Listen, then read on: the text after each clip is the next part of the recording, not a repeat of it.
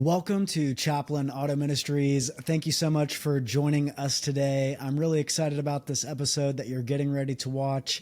It is part 2 of a 3-part series with a very good friend of mine, a United States Marine, a Vietnam veteran, and a longtime motorcycle rider, Tony Manczak, aka Springer. If you didn't get a chance to watch the first episode, I definitely recommend going back to watch that. It'll help make episode 2 make a little bit more sense. In episode 1, we go over Springer's history a little bit before joining the Marines, his tour in Vietnam with just some incredible stories. And today we're going to be finishing up his Vietnam story and also finding out what it was like for him when he came back, from Vietnam, coming into the civilian world.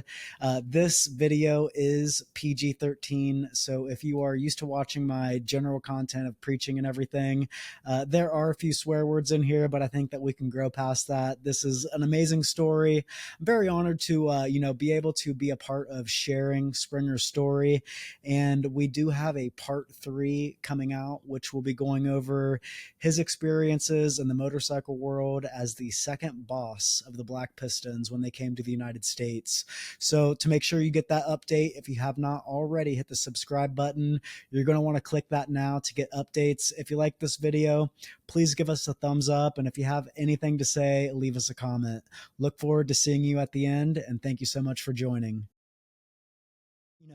For you going, coming out of high school, going to the military, basically going straight to Vietnam, kind of going back and forth on tours really quick, like your final time leaving Vietnam, what was it like when you came home? Okay, I was in Hawaii and I had my first future ex-wife there with, we weren't married then, but I was only over there for 6 weeks. We were over at Da Nang because that's when the first Marines were leaving. Okay. And it was in 71, 72.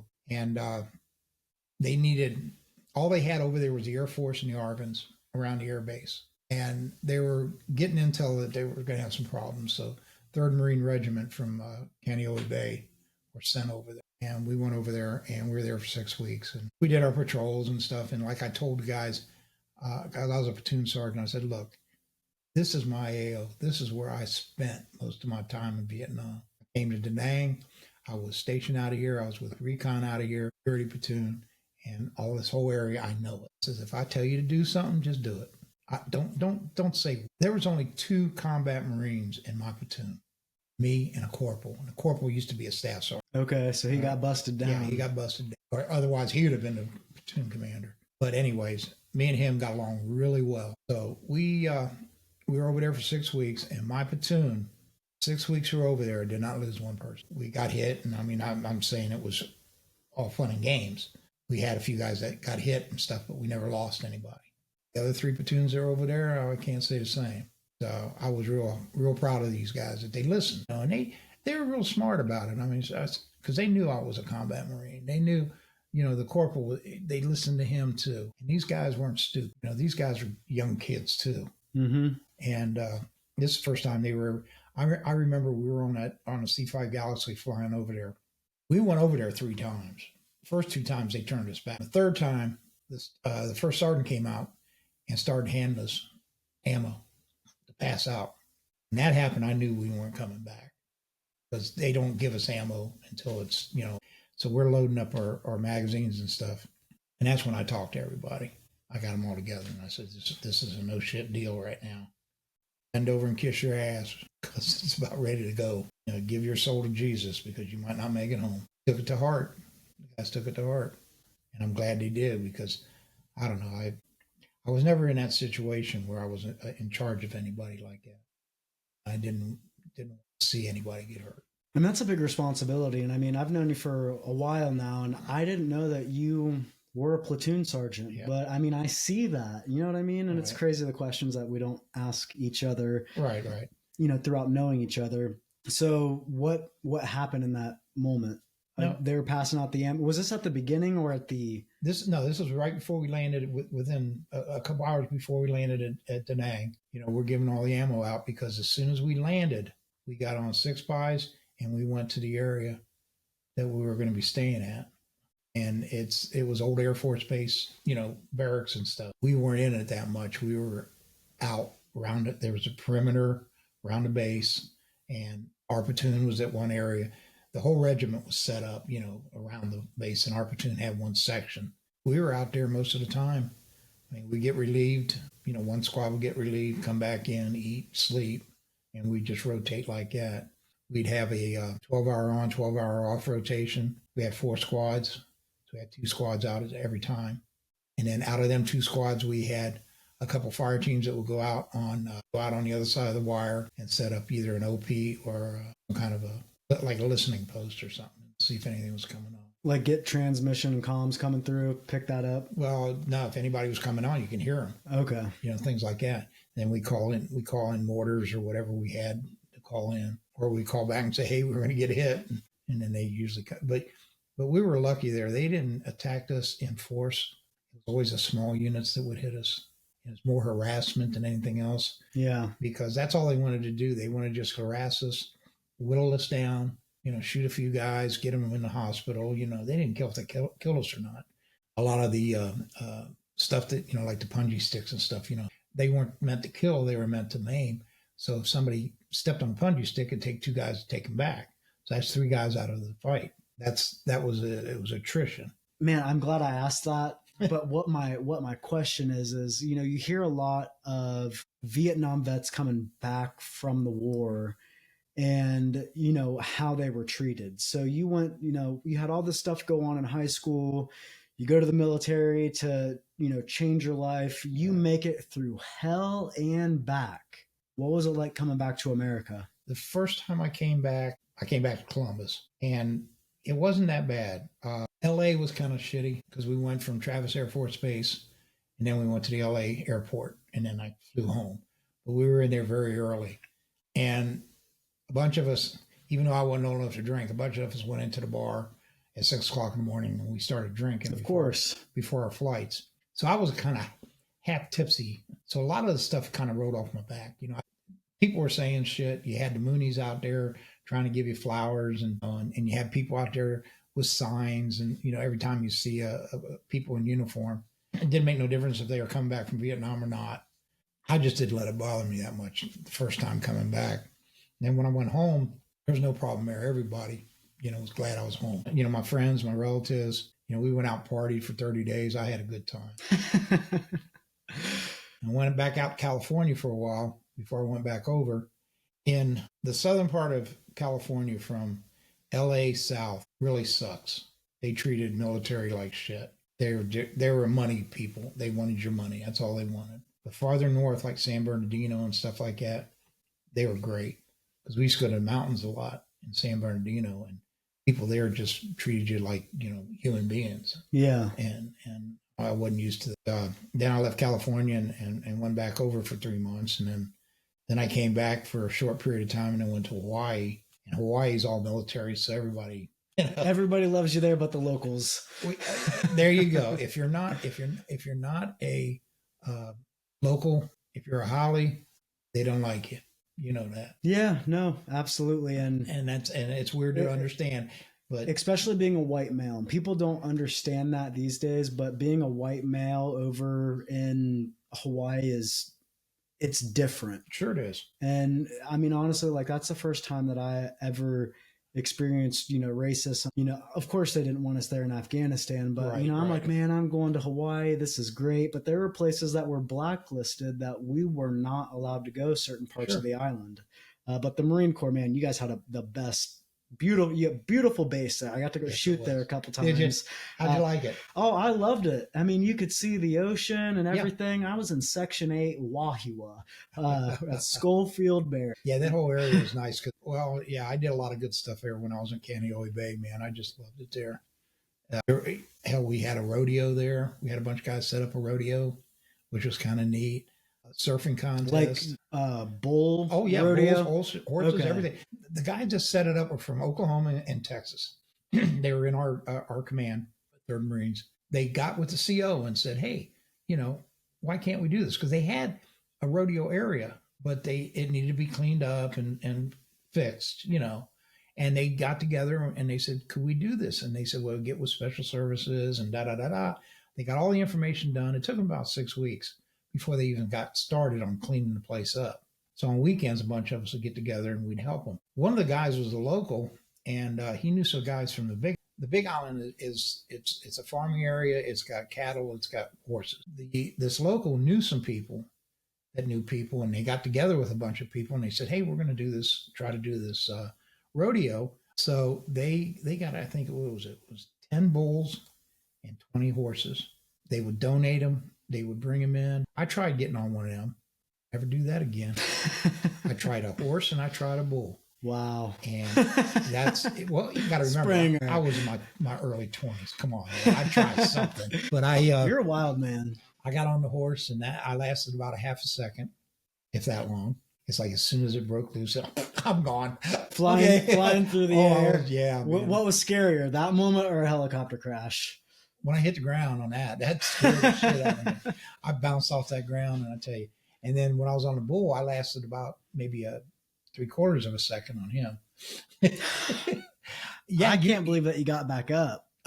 And like, all right, so I'm going to go from this to this. The first time I would have been like, you know what, I'll watch. I wanted to try one of each. Yeah. Let's see if I can do it. So good time in Hawaii. And then you went from Hawaii to South Carolina? Yeah. I went to South Carolina. I was with 2nd Marine Aircraft Wing Air.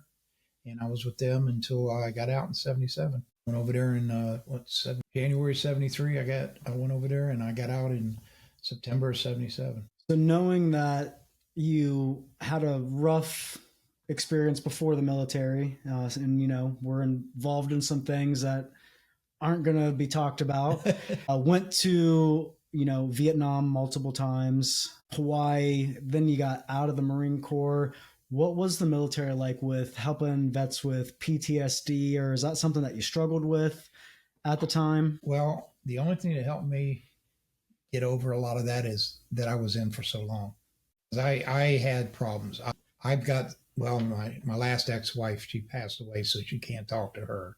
The one that we went to visit together at the hospital. Right. Okay. My first ex-wife, she went through a lot of nightmares, mood swings, anger issues. Second wife, the only thing that she went through with me is I almost shot her and her boyfriend. I did shoot at him. I just missed him with a shotgun. And then, like I said, with Wanda, she went through a lot with me, especially back here.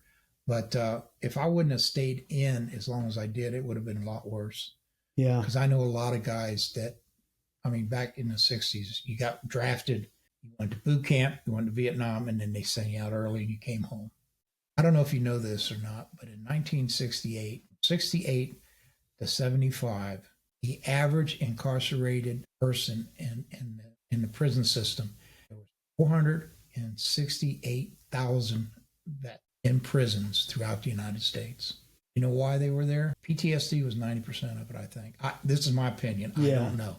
But when you got back out, first of all, your head's messed up. Hard to get a job.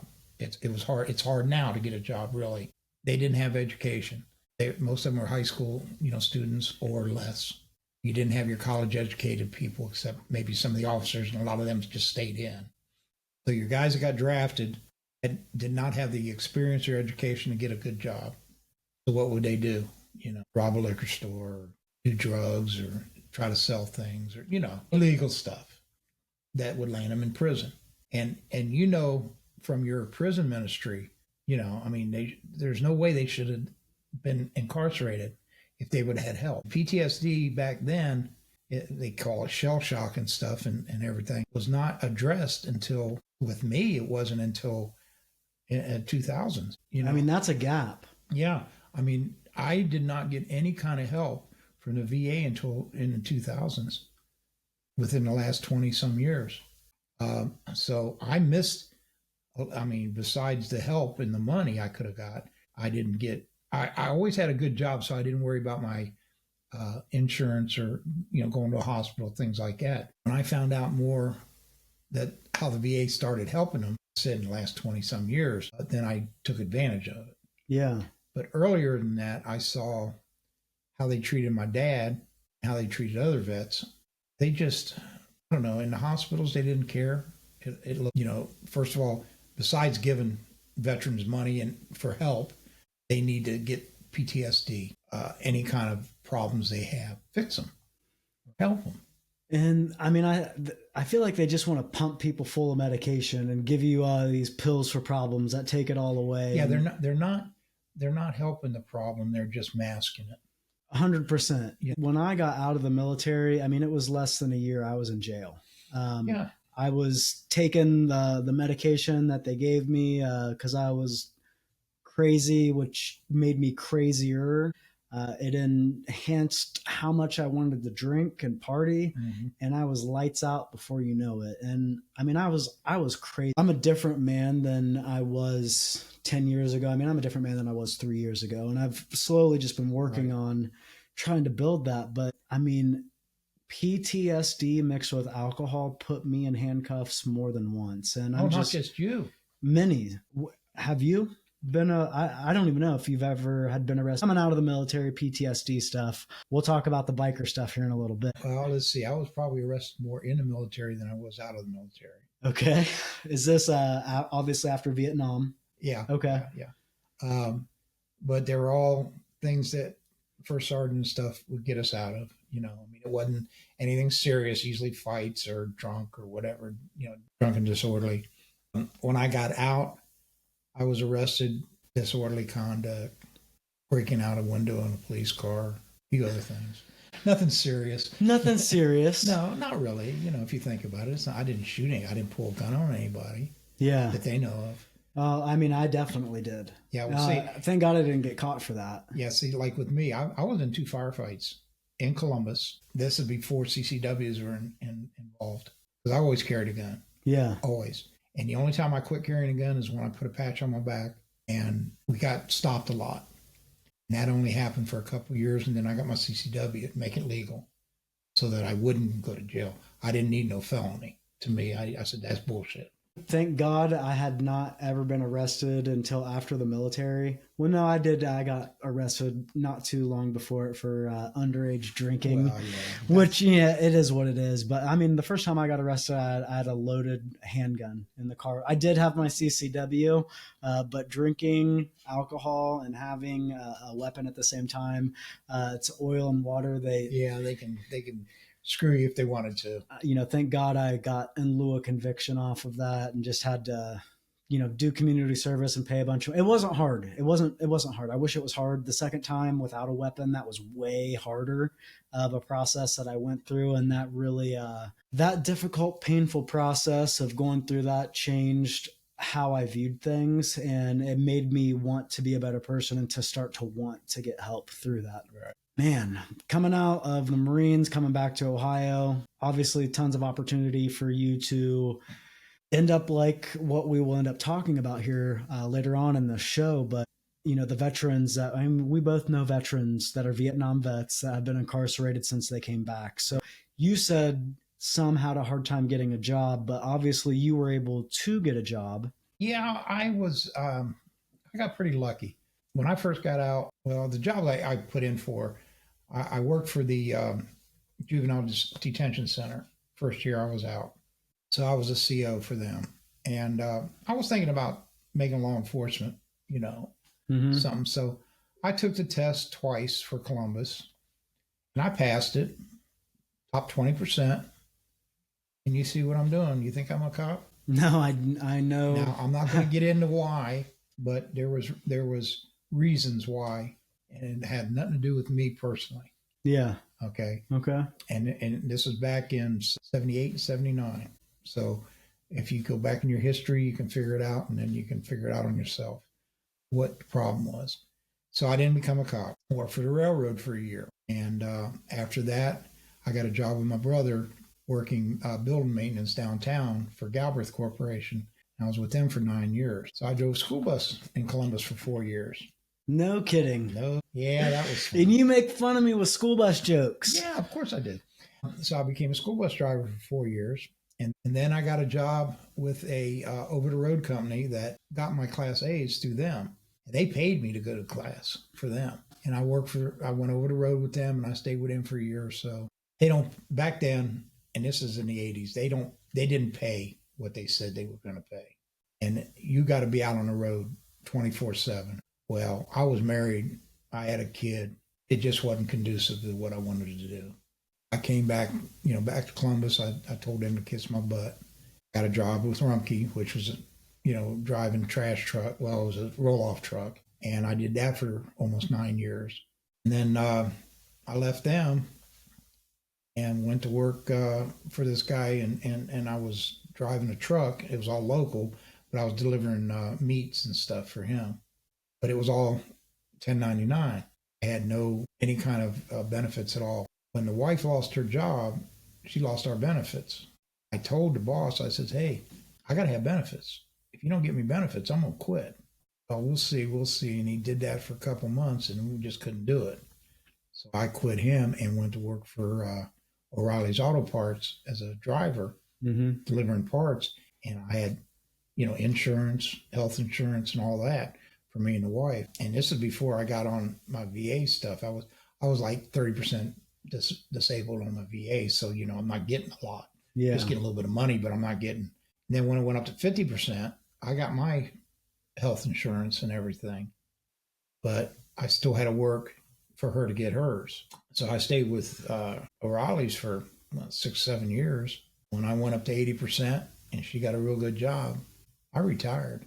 To this day. I retired when I was 62 years old. And if I ever get my 100%, I'm going to really be happy. See how that goes. I've been, as far as job goes, I've been pretty lucky. I did go for a year without having a job, but I was on unemployment. Okay. So that was good money.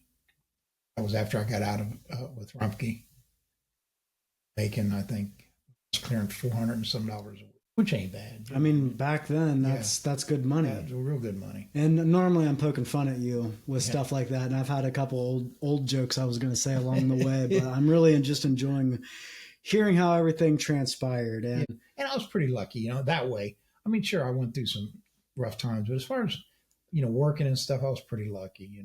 I had enough experience in different fields that I can get a job. I had some rough patches, and everybody, but all in all, we did pretty good. So if you had to do it all over again, are you happy that you joined the Marines? I would have shot I do have some regrets on some things that I could have done when I was younger, but you don't know what's going to happen. So what did happen, the way my life ended up, the experiences I have, what I've went through, the last, 50 years, I think it's made me a better person. Okay. I know I remember the first time you said you met me, and if you remember what happened, I did, and you didn't think that was even possible. I want to tell that story. You can tell that as well. No, we'll tell it together. We haven't even gotten into the motorcycle. No, we haven't even got world. close to that part yet. So you would do it all over again. A few things I might change. Mm-hmm. I'm on my fourth wife.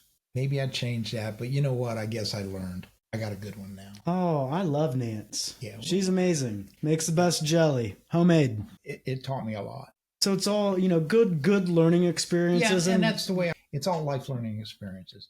And what I like about it is, and like, we'll probably talk about this later, is what I do. I'm not going to be, like we talk religion and stuff, I'm not going to be a preacher. I have some wild ideas about that. But I will talk to people one-on-one, whatever problems they have. Because first of all, I'm old enough, done probably anything you can think. And I could explain to them, okay, sure, you got a problem now. You're doing drugs, you're drinking, you're running around with 28 women and 2 of them are married, and this and that. And you're running with a motorcycle club, or you're doing this. I've done it all. The problem. Well, I don't know if I can, handle it, or if I can live this world. I'm going to just kill myself. Why? If you kill yourself, that's permanent. You're not going to wake up tomorrow and go, oh, okay, let's try this over again. There's no do-overs. Yeah.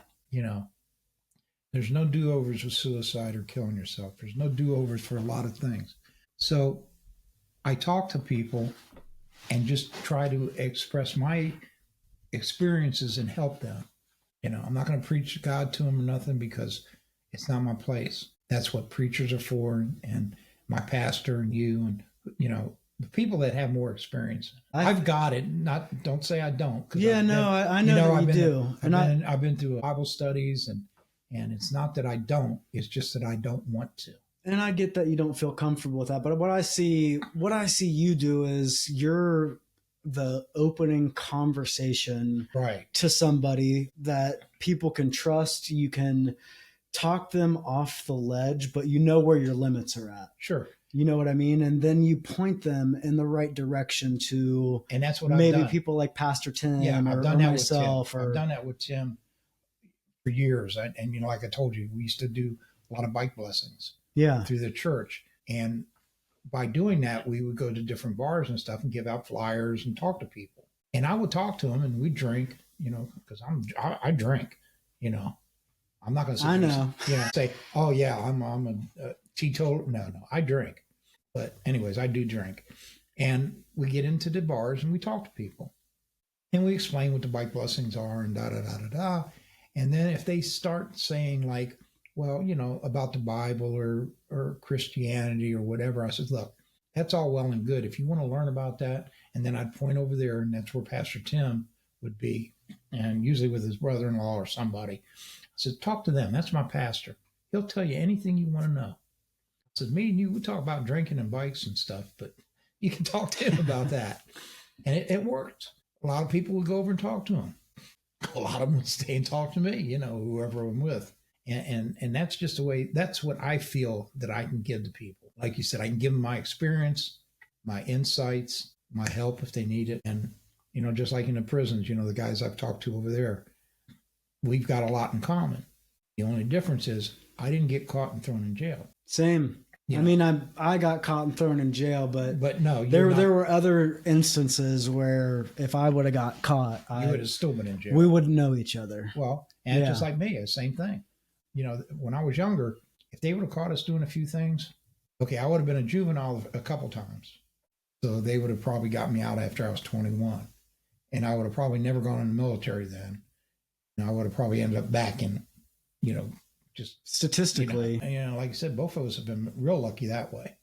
But we've got the experience and, how do you put it? Relatability. Am I saying that word right? I don't know, but whatever happened to us, we didn't get caught. But we still have, I can say, okay, I did this, didn't get caught. You did this and got caught.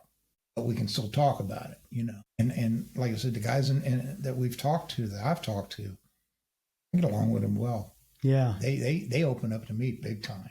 No, I've seen it, and I want to jump right into that and talk about, like, I'm chomping at the bit. I know you are, but you want some other things you want to get into. Yeah, well, and we're gonna roll into that also. And speaking of rolling into it, one thing that I know you're a Marine and that you're a proud Marine, but one thing that I also know is that you are a biker and you have quite the story to tell. And again, what an awesome story. We are not done yet. Looking forward to going over the experiences in the motorcycle world. I hope that you enjoyed today's video. Please don't forget to subscribe. That way you make sure you get the update for video 3 that will be coming out. And, like this video if you actually did like it, and throw in a comment there to let us know what you think. Thank you so much for your time today. See you next time. Stay blessed.